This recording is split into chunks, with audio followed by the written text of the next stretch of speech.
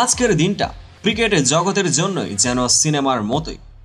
একদিকে রাজশাহীর হোটেল বদল রহস্য, অন্যদিকে অশ্বিনের অবসরের পর পদশ্রী প্রাপ্তির গৌরবময় ঘোষণা, রোমাঞ্চ, হাসি, বিতর্ক সবকিছুই মিশে এক অবিস্মরণীয় গল্প।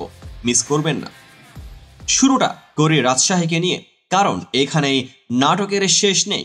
ম্যাচের দিন হুট করেই হোটেল বদল, ওয়েস্ট ইন্ড ছেড়ে সেরা টনেই। এই সিদ্ধান্ত কেন?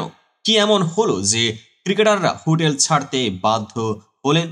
গুঞ্জন বলছে হোটেল বিল বাকি থাকায় এমনটা হয়েছে, তবে ম্যানেজার বললেন দুই হোটেলের মালিক তো এক। কি কনফিউশন, তাই না? আর এখানেই শেষ নয়। বিদেশি প্লেয়াররা মাঠে নামার আগেই নিজেদের বকেয়া পারিশ্রমিক চেয়ে বসলেন, এমনকি মাঠে নামবেন না এমন হুমকিও শোনা গেল। বোঝাই যাচ্ছে রাজশাহীর এই পর্ব চলবে অনেক দিন। এবার চলুন ভারতের দিকের গল্পে। ক্রিকেটার রবিচন্দ্রন অশ্বিন ভারতের ক্রিকেটের অন্যতম গৌরব। দেশের হয়ে 14 বছরের দীর্ঘ কেরিয়ার, 106 টেস্টে 537 উইকেট। আর এই কিংবদন্তির জন্যই এবার আসছে পদশ্রী পদক। এই সম্মান শুধু একটি পদক নয়, এটি এক প্রজন্মের জন্যই অনুপ্রেরণা।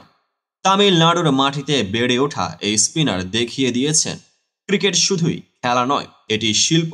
এবং এই শিল্পী তার অবসরের পরও ভারতীয় ক্রিকেটকে আলোকিত করছেন।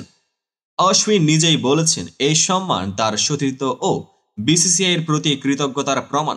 এদিকে রাজশাহী যদি অশ্বিনের মতো পরিকল্পিত ক্রিকেট খেলতে পারত, তাহলে হয়তো হোটেল বদলের নাটক করতে হতো না। কি বলেন বন্ধুরা? ক্রিকেটে শুধু মাঠ নয়, মাঠের বাইরের গল্পগুলো আমাদের টানে। আজ রাজশাহীর বিতর্ক আর অশ্বিনের গৌরবের গল্প যেন দুই মেরুর গল্প। একদিকে বিতর্কের তীরে বিদ্ধ রাজশাহী, অন্যদিকে গৌরবময় পদশ্রীর আলোয় অশ্বিন। ক্রিকেট এমনই, একই দিনে রঙিনী সাফল্য আর বিবর্ণ বিতর্কের গল্প বলে। পরবর্তী নাটকীয় অধ্যায় জানতে থাকুন আমাদের সঙ্গেই। সাবস্ক্রাইব করুন, লাইক করুন আর শেয়ার করুন। পেজটিকে এখনই ফলো করুন, কারণ আমরা আছি আপনাদের জন্যই ক্রিকেটের প্রতিটি গল্প নিয়ে। আজ না দেখলে পরে আফসোস হবে। দেখা হবে পরবর্তী আপডেটের ভিডিওতে।